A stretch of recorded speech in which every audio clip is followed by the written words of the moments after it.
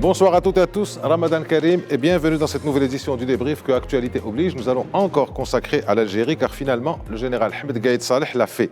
Le trio Saïd Bouteflika et les généraux Tawfiq et Tartak ont été arrêtés, poursuivis pour des chefs d'inculpation très lourds qui peuvent les mener jusqu'à la peine capitale. Le peuple le demandait, Gaïd Saleh l'a fait, mais est-ce suffisant pour autant? Rien n'est moins sûr car les Algériens et les Algériennes continuent de demander le départ de tout le système dont le vice-ministre de la Défense et chef d'état-major fut l'un des piliers principaux 15 années durant. Signe des temps. Alors que depuis le début du Hirak algérien et l'émergence de ce peuple vaillant et enthousiaste, Ahmed Gaïd Saleh s'exprimait tous les mardis, cette semaine, il n'a rien dit. Prend-il la mesure du rapprochement inexorable de la date fixée par le pouvoir pour l'élection, le 4 juillet, sans que rien ne laisse penser qu'elle se tiendra effectivement? Aurait-il tiré ses dernières cartouches? Ça semblerait être le cas et un nombre croissant de commentateurs et d'analystes le pensent et le disent. En faisant arrêter et incarcérer les 3 hommes les mieux informés de l'ancien sérail, le général a pris le risque d'ouvrir cette fameuse boîte de Pandore, car il se trouve que Saïd Bouteflika et les 2 généraux auront des choses à dire à la justice.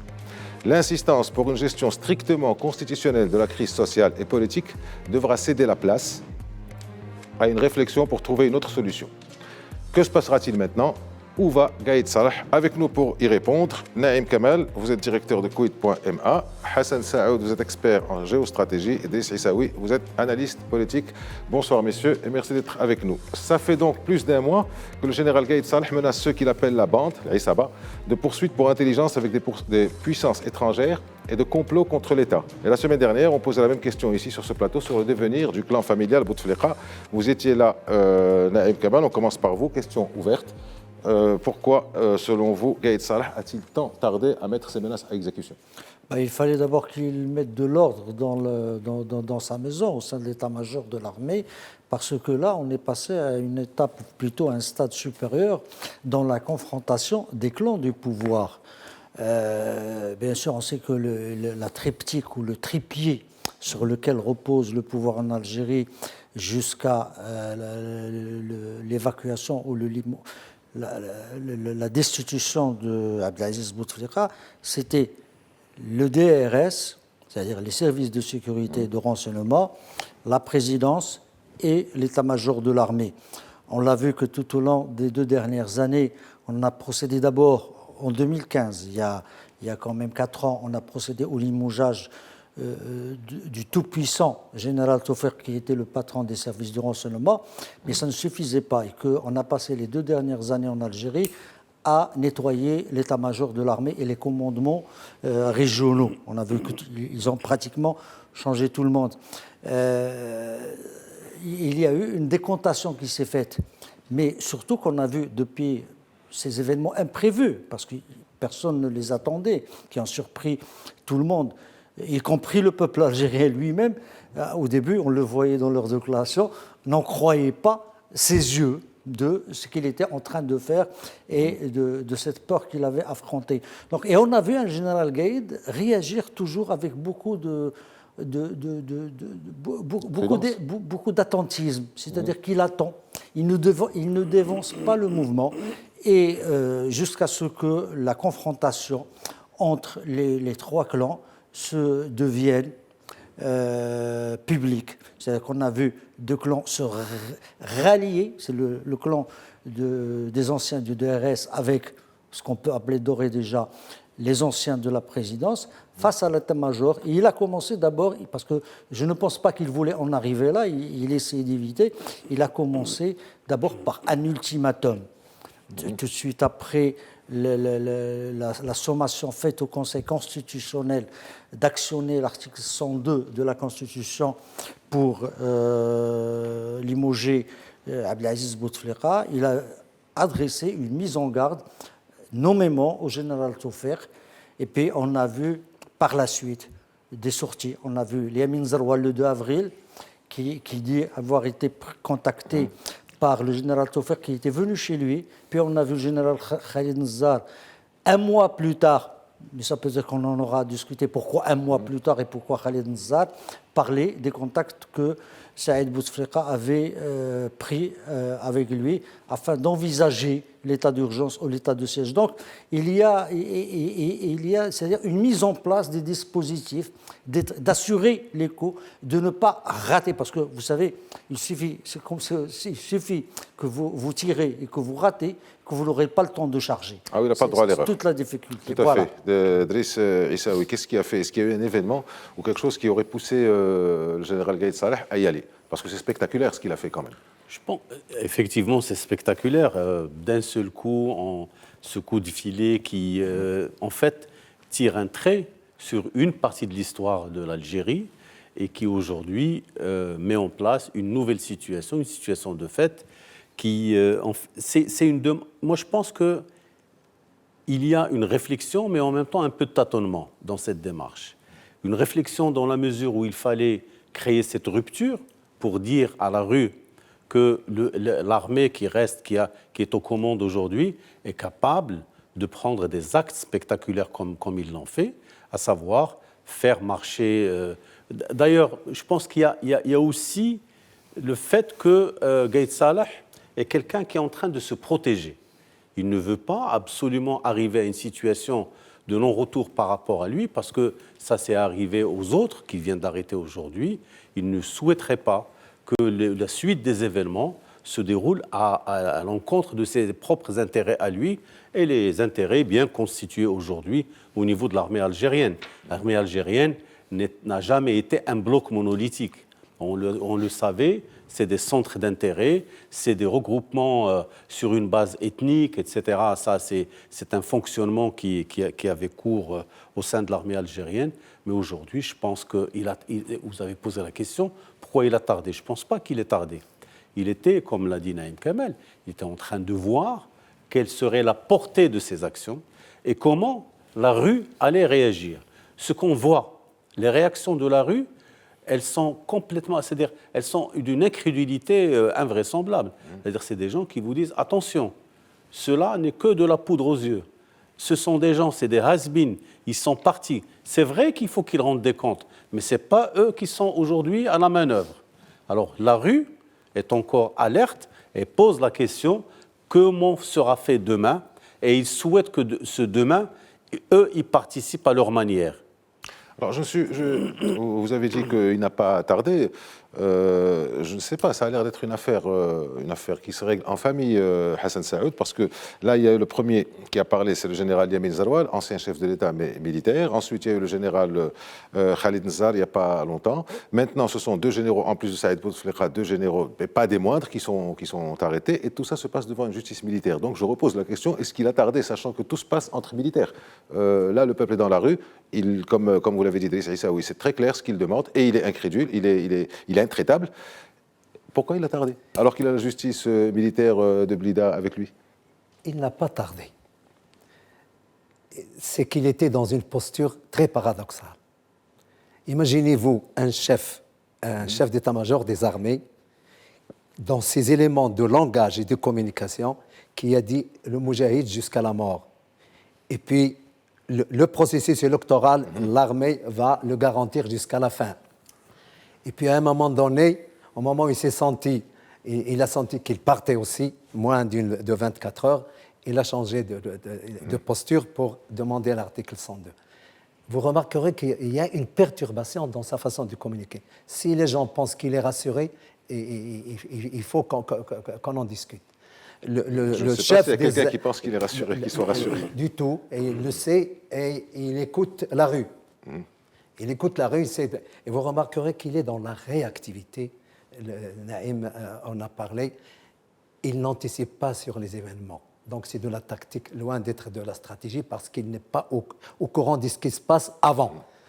Et donc, lui, il a toujours ce qu'on appelle un retard à la percussion en langage militaire. Il suit le mouvement. Et au lieu, à mon avis, au lieu de gérer la crise de manière préventive, il est en train de la subir en essayant de colmater un peu l'ombrage. Parce que dites-vous bien que tout ce qu'il dénonce, il en était. On est parti prenante. Il en fait partie. S'il dénonce le clan, il a toujours, depuis... Il allait partir à la retraite en 2003. Il a été le bras armé de ce En groupe. 2003, il était mis sur la liste de la retraite par le chef d'état-major, Mohamed Al-Ammari. Et c'est le président lui-même qui l'a sauvé. Et donc, il lui doit beaucoup et il l'a protégé jusqu'au moment de la rupture.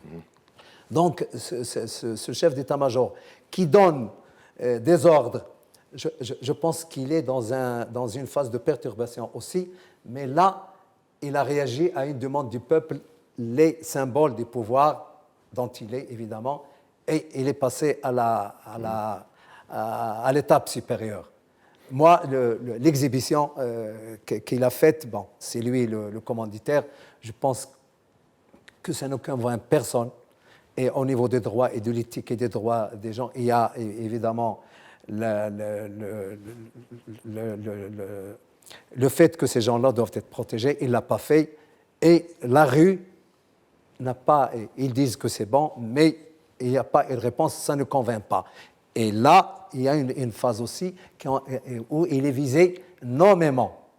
Si vous voyez les pancartes maintenant, il est visé nommément parce que pour les mêmes motifs. Quand vous voyez sa fortune, quand vous voyez la fortune de ses enfants, il est dans la même logique que ceux qu'il vient d'arrêter maintenant.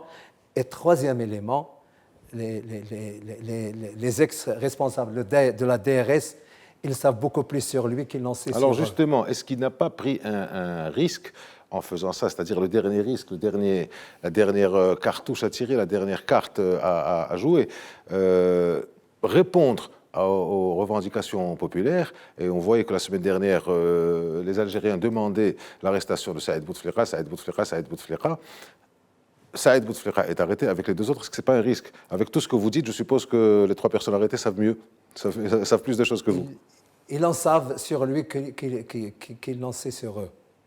Parce que 25 ans à la direction des renseignements de la sécurité, c'est un réseautage. C'est un réseautage global dans toutes les... Tout le monde sait sur tout le monde. Mais... En fait, le général Taufer a pu le surveiller, le contrôler pendant 12 ans à son insu. Tout le monde sait sur tout le monde. On va laisser terminer, après vous commentez. C'est ça. Mais écoutez, eux, il y a des choses qu'ils ne peuvent dire qu'au chef de l'État. Et là, s'il y a un déballage, vous allez être dans une... je ne sais pas, dans une continuité de calomnie réciproque, et à un moment donné, l'arroseur sera forcément arrosé. C'est peut-être pour ça, Naïm, qu'il est parti devant la justice militaire, parce que toutes les personnes arrêtées sont devant des juridictions civiles, sauf celle-là. C'est parce que les gens sont... Les deux sont militaires. Le type d'accusation, ils sont inculpés pour atteinte à l'autorité de l'État et à l'autorité de l'armée. C'est une disposition très particulière, parce qu'on connaît l'atteinte à la sécurité de l'État, atteinte à la sécurité intérieure, atteinte à la sécurité intérieure. C'est peut-être pour mieux cadrer le débat judiciaire, pour ne pas parler de gros sous. Devant le tribunal militaire. C'est une disposition du Code de justice militaire dans l'article 184. Voilà, c'est ça. C'est-à-dire, bon, c'est une application. Moi, je crois qu'il faudrait retenir une chose importante aujourd'hui en Algérie, telle qu'elle s'est déroulée, qu'elle se déroule depuis 2 mois. C'est qu'il y a une convergence. Il est à la fois explicite et tacite. C'est-à-dire qu'il y a la rue, l'armée et tous les centres de pouvoir, peut-être à l'exception de ceux qui viennent d'être arrêtés, notamment l'ex-patron du DRS. Ils ne veulent pas de rupture, ils ne veulent pas d'éclatement, ils ne veulent pas de clash. Tout le monde essaye, à sa façon, à sa manière. La rue essaye d'arriver à ce qu'elle veut, mais par petites touches, par domino après domino, que ce ne soit pas une logique fulgurante qui ferait imploser l'État algérien. L'armée essaye également, mais on le sait aujourd'hui, on l'a toujours su, on sait qui est le pouvoir aujourd'hui en Algérie, ça a toujours été le pouvoir en Algérie, c'est l'armée. Quand vous avez l'armée, vous avez beau avoir été le patron du DRS, vous avez beau avoir été le conseiller spécial et frère du président, vous avez beau ce que vous voulez, dès lors que l'armée, le corps de l'armée, avec son état-major, son commandement, ou ce qu'ils appellent en Algérie le haut commandement, vous lâche, vous n'avez plus vraiment de maîtrise sur les événements. Vous semblez penser que c'est un corps monolithique, l'armée. L'avantage qu'a Gaïd Salah sur tous les autres, c'est qu'il était au bon endroit, c'est-à-dire au bon poste, chef d'état-major, vice-ministre de la Défense, au bon moment. Et dès lors, il est devenu un interlocuteur incontournable. Qu'est-ce qu'il a fait ? Il faut le rappeler. Il a commencé à observer la rue. Parce que on a tendance, parce que c'est un général de seconde zone, il a toujours été un général de seconde zone et qu'il n'a émergé vraiment que vers la fin de sa carrière. Il ne faut pas oublier qu'il a 80 ans maintenant, le Gaïd Salah. Et ce n'est qu'à partir, je crois, de 2004. 2005, qu'il est devenu chef d'état-major en 2004. Et vice-ministre de la Défense, qu'il a émergé, il devait avoir déjà 70 ans. Donc, il a observé la rue et il a commencé à réagir. La première sortie publique, avant même qu'on parle de l'article 102, avant qu'on parle de quoi que ce soit, il a commencé déjà à ne plus citer, à ne plus faire référence au président Bouteflika. Et il a continué à évoluer avec la rue. Il s'est assuré de la fidélité et de la loyauté. N'oubliez jamais qu'avant de sommer le président et le Conseil constitutionnel d'appliquer l'article 102, avant même qu'il ne parle de l'article 102, il a d'abord réuni le haut commandement de l'armée. C'était officiel, il y a eu un communiqué. C'est la question que je vous posais il y a un instant. Vous pensez que vous partez du principe que c'est un corps monolithique, l'armée est d'un corps? Non, pas monolithique. Il y a une convergence. Aujourd'hui, le haut commandement de l'armée en Algérie est d'accord pour, d'abord, et il l'a fait, ne pas tirer sur la population, ne pas se trouver en confrontation avec la population, d'essayer autant que faire se peut de garder le contact avec la population, tout en essayant en même temps de maintenir cette voie qu'ils appellent, eux, constitutionnelle, le respect, d'aller dans un changement en douceur qui maintiendrait, et ça peut se comprendre. Ça peut se comprendre parce qu'aujourd'hui, même si l'armée dit bon d'accord, il dit à l'armée bon, on va faire qu'est-ce qui va se passer? Donc il y a une volonté réelle d'ordonnancement souple et soft de la crise algérienne. Alors, on va revenir à la crise, on va rester déjà sur le côté judiciaire. Driss Issaou, on en parle maintenant. Donc, on sait qui va juger qui. Ça va être un tribunal militaire, mais on ne sait pas qui défendra qui. D'après vous, comment ça se passera? Est-ce qu'il y aura d'abord, quand on voit la mobilisation des plaideurs, des avocats algériens, est-ce qu'il y aura des avocats algériens qui voudront défendre, à moins qu'ils soient commis d'office? Et est-ce qu'il y aura, question plus importante, des avocats étrangers, des avocats internationaux qui pourraient demander de sortir justement de ce carcan militaire où semble vouloir les enfermer Gaïd Salah pour parler de tout? Et à ce moment-là, on ouvre la boîte de Pandore. Alors, qu'est-ce que vous en pensez? Je pense qu'il y a d'abord un élément important, une variable qu'il faut prendre en considération. C'est la rue. On en parle tout le temps, mais ce qu'on oublie, c'est que c'est la rue aujourd'hui qui, à sa manière, dicte le là. Elle donne le là. Elle dicte le tempo de vendredi après vendredi. On est en train d'évoluer. Si on a le temps de lire tout ce qui est publié, tout ce qui est dit sur les vidéos, etc., on se rend compte que finalement, il y a une intelligence collective qui s'est déjà installée, de fait, et que l'état-major de l'armée algérienne est en train de décrypter, et c'est ce qui fait justement qu'il y ait cette distanciation entre la prise de décision et ce qui se passe sur la rue. Ça, c'est important à souligner. L'histoire si on présente ces gens, je ne suis pas spécialiste des cours militaires, mais je sais que il y a un droit spécifique, il y a un certain nombre un code de procédure pour les tribunaux militaires où, justement, une personne qui passe devant cette juridiction a le droit de se faire représenter. Et je pense que les Algériens, même, c'est-à-dire les avocats algériens, ils ont une très bonne renommée au niveau de la Méditerranée et même dans le monde. Ce sont de très bons avocats. Je pense qu'ils n'ont pas besoin qu'il y ait, à moins que les prévenus eux-mêmes choisissent de recourir à des avocats de l'étranger. Ça, je pense, c'est le droit. Ce serait très mal vu. Ce serait très mal vu. Mais donc vous pensez qu'il y aurait des avocats algériens qui vont défendre ça? Oui, je pense. Oui. C'est un principe de droit. Pardon, Saïsaoui, combien même il n'y aurait pas d'avocats, les ligues de droits de l'homme et les associations vont désigner d'office des avocats parce qu'on ne peut pas ne pas assurer la défense d'un accusé quel qu'il soit. Les avocats commis d'office. Oui, En fait, Donc, il y en aura. non, mais je crois qu'il y aura aussi des avocats volontaires. Non, on n'est pas dans la logique de vilipender X ou Y. Vous savez, c'est un pan de l'histoire algérienne qui est en train d'être jugé. Les juger à l'intérieur d'un tribunal militaire, c'est une chose. Parce qu'effectivement, comme l'a dit Naïm Kamal, on a instruit le dossier de cette manière pour pouvoir d'abord les incarcérer rapidement. Maintenant, la rue demande autre chose. La rue demande des comptes, demande qu'il y ait justement un tribunal civil qui doit juger ces gens parce qu'ils ont interféré avec la vie des Algériens, avec, entre guillemets, la démocratie à l'algérienne, etc. Et c'est des gens qui ont travesti l'histoire de ce pays.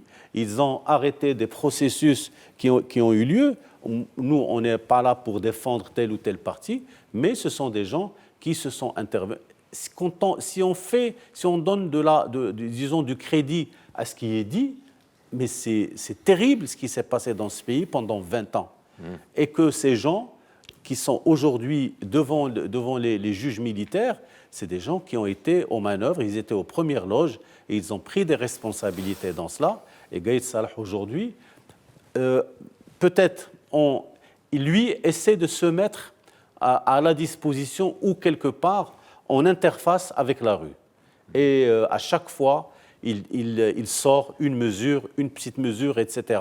Et c'est pour cela que je dis qu'il y a quelque part un peu de tâtonnement dans la démarche, parce on ne sait pas demain de quoi il sera fait.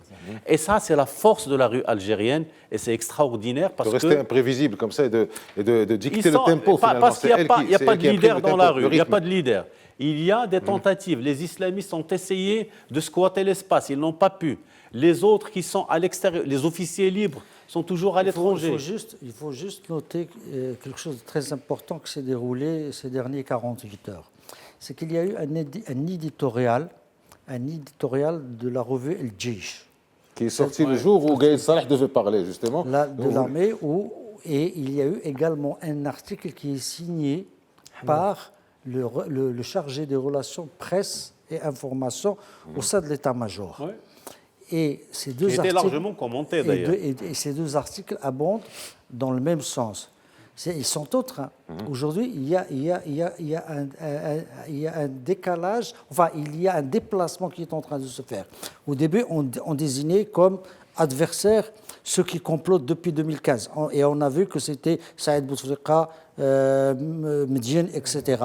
Aujourd'hui, on est en train de parler de ceux qui veulent profiter à l'intérieur du Irak pour le détourner. On est en train, en Algérie, au jour d'aujourd'hui, de montrer une nouvelle cible. Alors, et moi, je reste prudent. J'aimerais savoir sur quoi ces nouvelles accusations vers des cibles non encore identifiées, mais identifiées quand même, parce que ils ne sont pas désignés nommément, mais on voit, c'est-à-dire ceux qui s'opposent à la démarche de l'état-major, celle d'aller dans le cadre de cette constitution, et la prochaine confrontation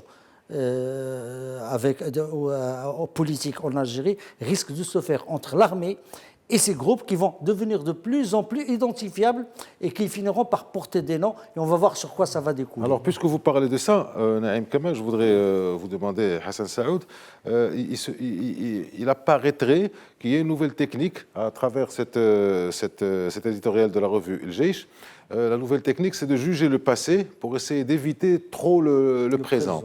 Donc, il y a eu, par exemple, on a parlé dans cette revue El Djeish des généraux, des militaires qui ont fait que l'armée se soit introduite et fait une intrusion dans le domaine politique, etc., etc. Là, on revient à 92, sachant que Khalid Nzar, qui était l'un des gens viristes, comme on les appelle, Khalid Nzar a été plutôt en faveur de Gaïd Salah. Donc, est-ce que vous ne pensez pas qu'il y a une sorte de retour pour essayer...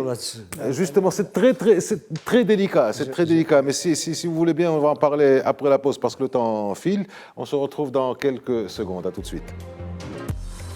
Bonjour mesdames et messieurs, nous entamons la deuxième partie du débrief consacrée cette semaine à l'Algérie. Actualité oblige. Pour ceux qui nous rejoignent, nous en parlons avec Driss Issaoui, Hassan Saoud et Naïm Kamal. Juste avant la pause, Hassan Saoud, je vous posais cette question de savoir si, à travers l'éditorial qui a été sorti dans la revue El Jeish, qui revient vers le lointain passé, c'est-à-dire en 1992, quand l'armée s'était introduite dans la sphère politique, qu'elle avait annulé et bloqué le processus électoral, on a l'impression qu'il y a donc un retour vers l'arrière, surtout qu'on a appris que dernièrement, enfin dans le courant de cette semaine, que les enfants du président assassiné Boudiaf veulent refaire sortir cette histoire. Alors est-ce qu'il n'y a pas une espèce de feu, de pare-feu, pour essayer d'éviter de trop parler de ce qui se passe actuellement? Tout à fait. Mais avant, je voudrais apporter une précision concernant tout ce qu'on reproche au trio qu'on a arrêté il n'y a pas longtemps. Ils sont évidemment arrêtés pour atteinte à l'autorité de l'armée, en vertu de l'article 284 du Code de justice militaire, dans lequel il est stipulé et qu'il risque 5 à 10 ans. Et atteinte à l'autorité de l'État. Et il y a aussi le complot, pas l'atteinte, le complot contre l'autorité de l'État. Ce sont deux qualifications qui ont été retenues contre ces gens-là. Vous en avez parlé, évidemment, mais je pense que le fait de revenir en arrière, il y a des gens qui ne sont pas dans le théâtre d'opération. Si, par exemple, on exclut Medienne, Nézar, et évidemment le Tartak, ils étaient dans les années de plan, qu'on va certainement remuer, mais ils y étaient tous. Il y en a qui étaient des commandants de région militaire. Gaïd Salah n'y était pas. Gaïd Salah était commandant de région, c'est-à-dire que ce n'était pas un officier janviériste. Ce n'était pas dans le comité qui a bloqué le processus. Il n'a pas brillé. Voilà. Il ne s'est pas trouvé dans des zones où Oui, il y avait... on est d'accord, mais ce n'est pas lui. C'est-à-dire que ma question à moi, mon propos à moi, c'est quoi? C'est occupez-vous de ce qui s'y s'est passé. Moi, je suis... Non, c'est pas... Hein? Ce sont des choses que vous n'arriverez pas à maîtriser. Il était dans, même si on ne lui connaît pas de fait d'armes, il était dans une région militaire relativement épargnée. Mais il était dans le dispositif. Mais après, il est revenu aussi à l'état-major des forces terrestres, avant d'être... Il était chef d'état-major de l'armée terre. Des forces, ce qu'ils appellent, eux, les forces terrestres. Maintenant, les procès, ils vont se dérouler. Mais il y aura des procès aussi à caractère civil, même pour ces gens-là. L'enrichissement illicite, tout ça. C'est une deuxième grande phase. C'est une deuxième phase du procès. Il n'y aura pas que le procès. Ça, c'est Gaïd Salah. C'est des prévisions que vous faites. Non, mais ça va se faire comme ça. On va dissocier. Maintenant, l'urgent pour lui, c'est la neutralisation des ex-généraux.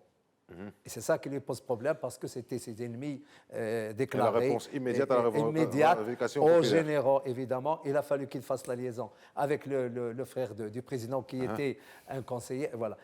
Pour Nézar, évidemment, vous savez, il est du groupe d'Oujda aussi.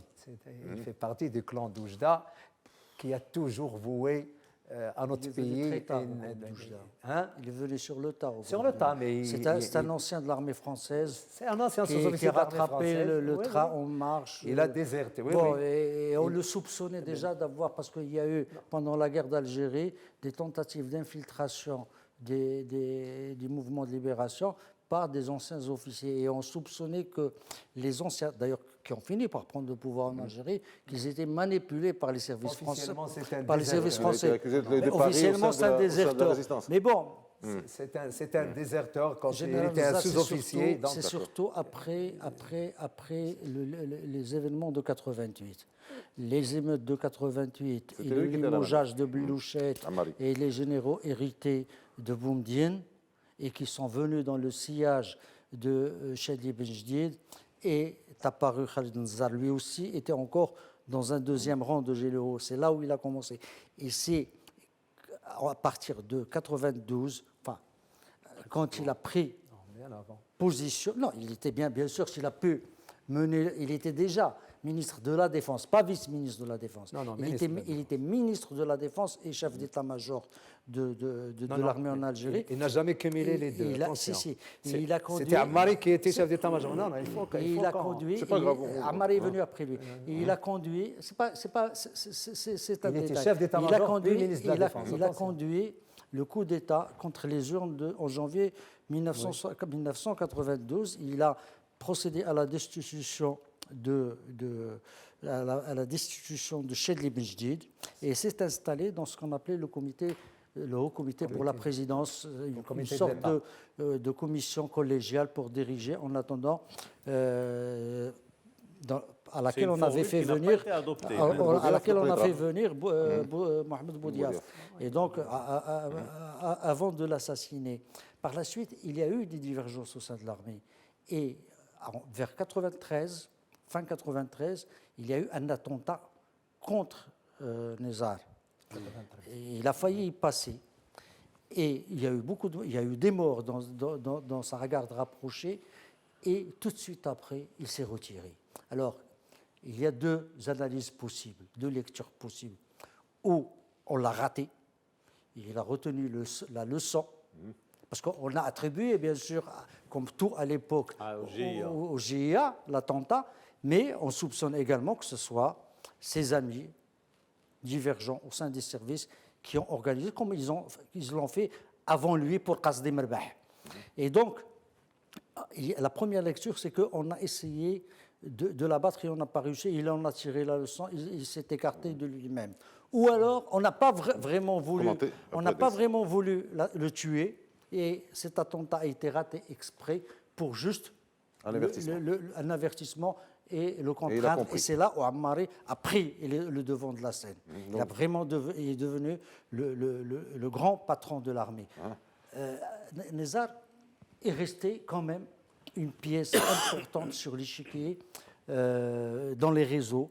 Et il a continué jusqu'à ces événements. Jusqu'à la semaine dernière, une fois qu'ils y sont, il a fait face à plusieurs procès en France, en Suisse. Donc c'est quand même une plaque tournante qui peut expliquer l'accélération qu'on a vue. C'est son retournement. C'est quand il a jugé nécessaire de dénoncer, enfin, après un mois de silence, qu'il a été contacté par Saïd Bouteflika pour prévoir. Alors pourquoi Saïd Bouteflika s'est-il adressé à... C'est la question que se posent les Algériens. S'est-il adressé à Nizar? C'est qu'il s'adressait à un homme du clan qui peut encore compter. Pourquoi il s'est tué? Pourquoi il a parlé que maintenant? Alors on laisse Hassan Saoud des précisions peut-être. Saïd Bouteflika. Et après Driss Aissaoui pour un commentaire sur ça. Saïd Bouteflika est en désespoir de cause. Il a contacté ceux qu'il connaissait, notamment Nizar, parce que c'était sa dernière cartouche. Lui, il l'a dénoncé, il a fait ce déballage-là, parce que le chef d'état-major, parce que c'est un deal avec le chef d'état-major. C'est ce qu'on dit.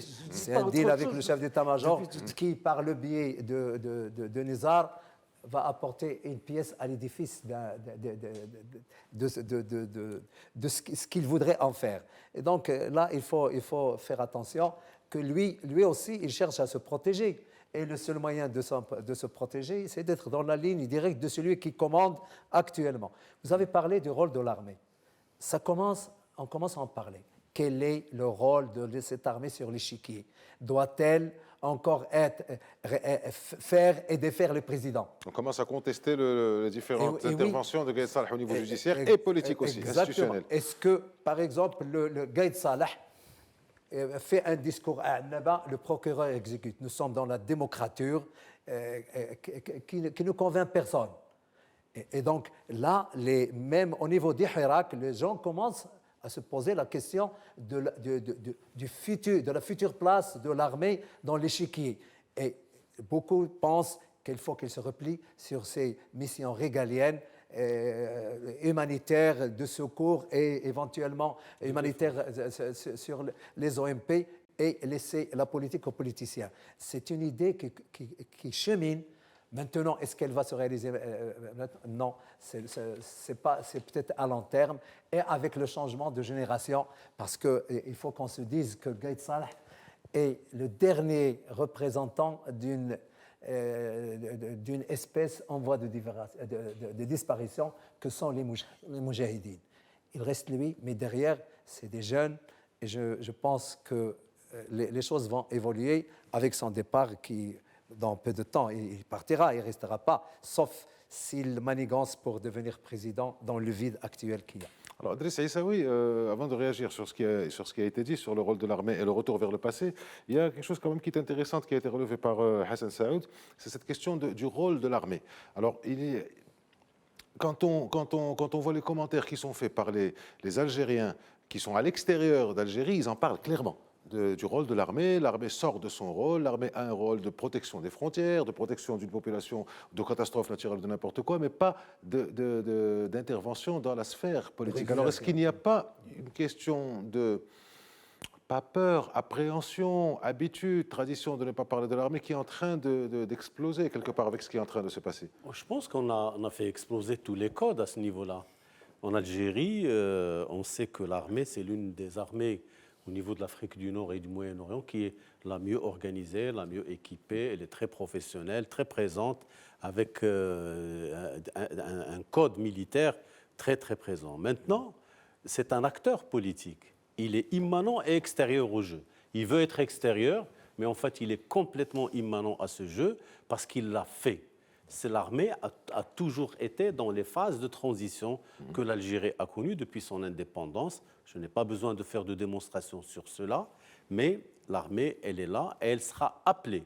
Maintenant, ce qui va être négocié, et ça, c'est comment la rue va vouloir, quel est le profil que la rue donnera à la transition. Est-ce qu'elle va avoir, parce qu'en fait, tous les acteurs politiques sont décrédibilisés. Quand on entend les Algériens parler, ce qu'ils écrivent, ce qu'ils disent, ils vous disent quoi? Ils vous disent que tous ces partis politiques sont fake. Ils ont été fabriqués ou bien par la sécurité militaire, ou bien par les différents cabinets de présidents qui sont passés, et que finalement, ils n'ont aucune prise sur la réalité, à telle enseigne que même le syndicat, par exemple en Tunisie, le syndicat, l'UGTA, je pense, l'UGTT a joué un rôle dans la transition. C'est vrai. En Tunisie, le syndicat a joué un grand rôle. En Algérie, ils ont perdu cela. Ils ne sont plus dans le jeu. Maintenant, c'est une grande inconnue.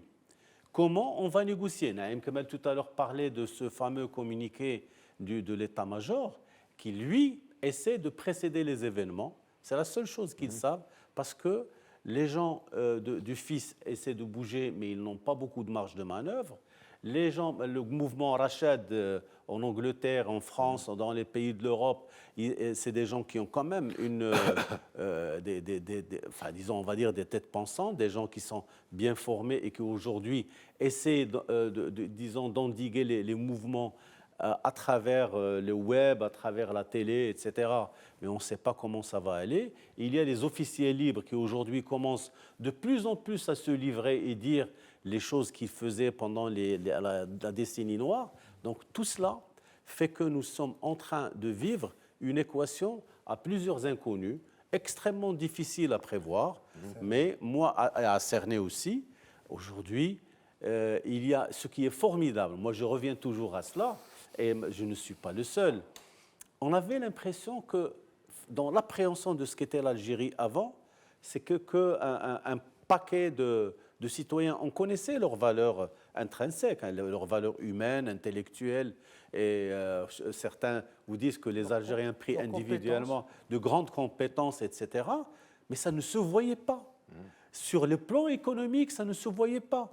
Sur l'intelligence disons, de la gestion du territoire, etc., ça ne se voyait pas.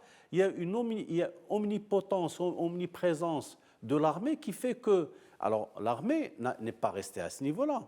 Ils ont créé des êtres économiques qui les ont servis. Et aujourd'hui, ils sont au pilori. On les a mis au pilori.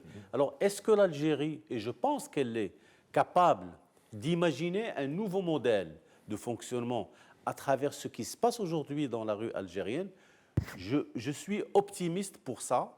Et je pense que c'est la force, c'est ça la force de proposition qui poussera l'armée à ne plus jouer ce rôle qui a même pas de régulation, c'est-à-dire le rôle politique, il faut plus qu'elle se mêle il faut qu'elle se mêle de ses affaires à elle, parce qu'elle a un rôle à jouer, et le reste, il faut le laisser à l'intelligence du peuple algérien qui aujourd'hui est en train de s'exprimer. Alors quand on voit ça, effectivement, j'en arrive à vous, Naïm, quand on demande aux Algériens leur position vis-à-vis de ça, il y en a de plus en plus qui disent c'est simple et pas simple à la fois. Alors c'est simple et pas simple à la fois, et surtout le rôle de l'armée, et surtout aussi la position de Gaïd Salah. Alors les civils, ils sont où les civils, et pas que les civils actuels, il y a aussi, ils sont, à part la rue, les civils qui ont géré le pays. Il y a eu des dénoms, il y a Ibrahimi qui a apparu furtivement, qui a disparu, il y a Rosalie, il y a Saadi. Il y a Benitour aussi, qui est un économiste. Non, il y a des hommes en Algérie, c'est sûr. Non, si vous prenez la rue aujourd'hui et vous faites vraiment une prise de vue focus sur les gens, vous allez trouver parmi ces gens-là des gens qui ont servi le régime, qui ont profité de ce régime. Il ne faut pas croire que cette masse de manifestants est une masse de vierges. Ce n'est pas vrai. Or, aujourd'hui, et on le sait, toutes les transitions pacifiques, toutes les transitions intelligentes qui ont réussi, ce sont des transitions qui ont procédé par un devoir d'amnésie. On l'a vu un peu partout. On l'a vu en Europe de l'Est. On l'a vu en Espagne, après Franco. Ouais. On l'a vu en Afrique du Sud. C'est-à-dire, il y a un moment, aujourd'hui, on est en train de couper quelques têtes. Mais si on voudrait ouvrir la boîte à Pandore et dire, poursuivre tous ceux qui se sont enrichis illégalement, mais tous ceux qui sont riches en Algérie aujourd'hui se sont enrichis illégalement. Donc, il y a ce problème. Il y a un devoir d'amnésie qui devrait, à un moment donné, s'imposer. Et c'est là où... de réconciliation, c'est là où en fait. Les Algériens qui vous disent c'est en même temps simple, c'est en même temps pas simple, c'est cette alchimie à trouver qui n'a pas encore... Mais que je crois qu'il est possible de trouver.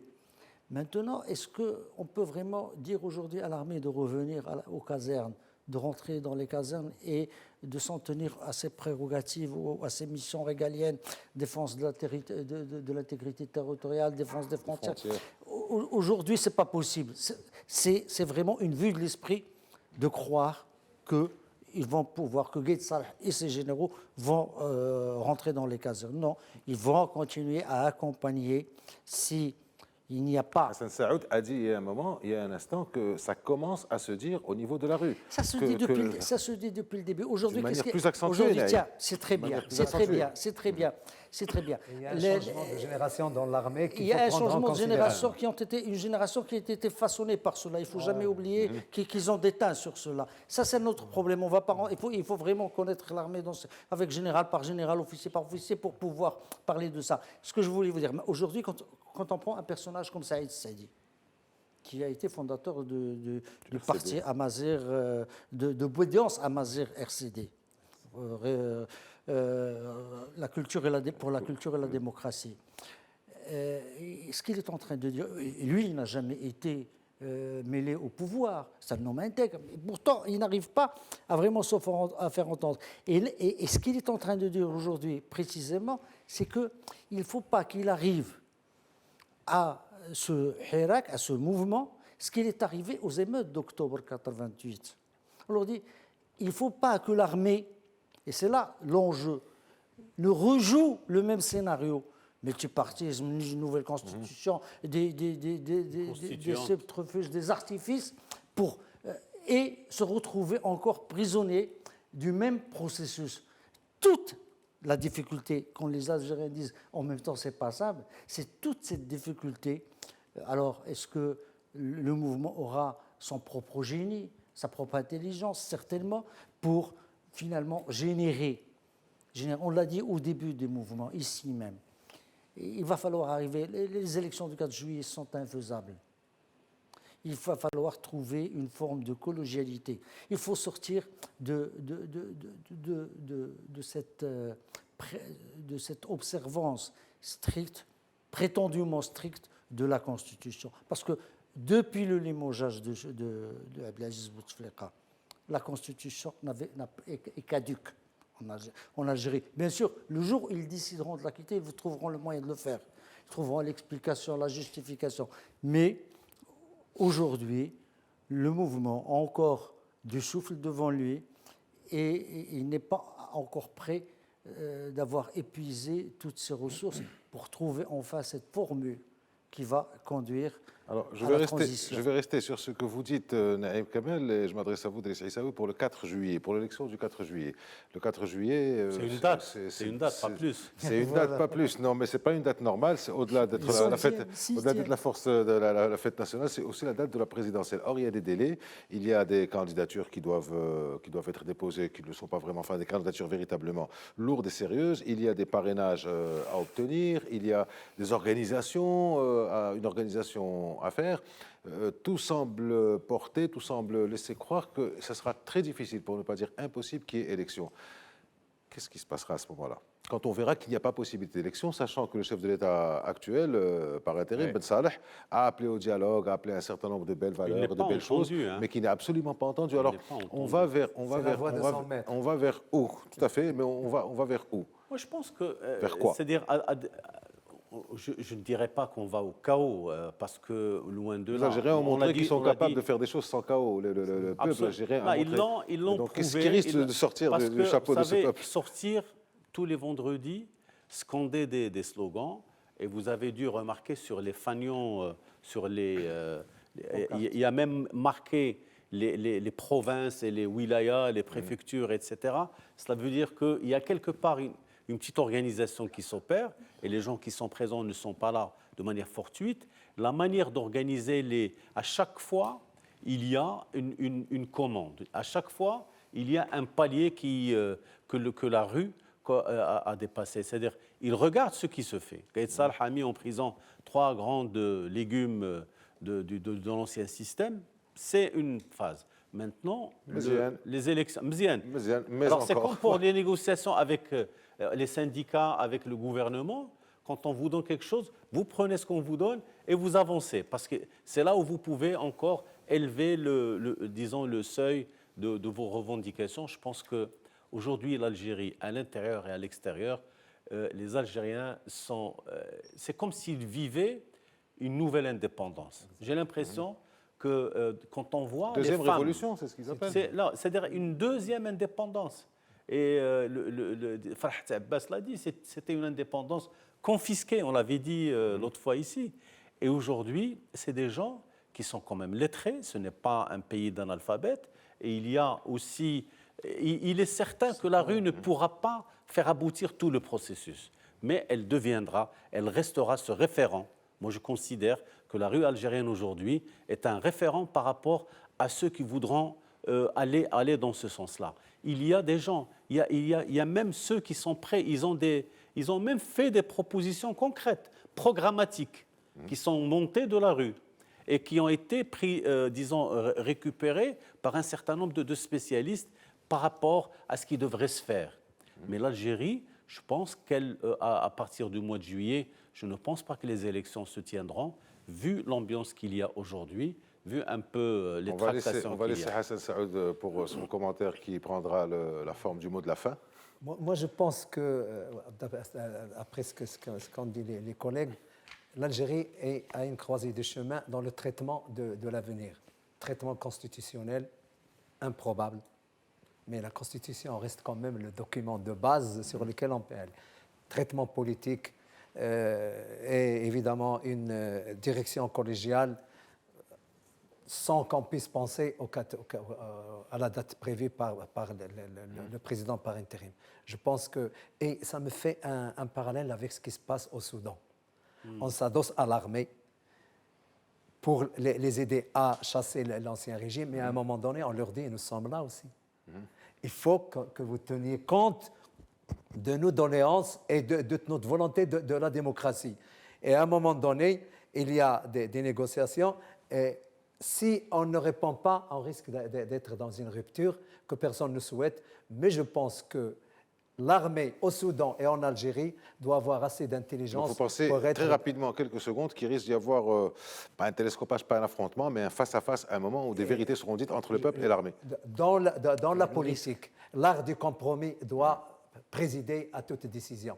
Et les armées, dans un pays comme dans l'autre, doivent avoir l'intelligence de répondre sans se déjuger aux doléances d'une population qui est essentielle dans un processus démocratique. On restera sur ça. Merci à vous trois d'avoir été avec nous. Merci à vous tous de nous avoir accompagnés. À la semaine prochaine. Merci.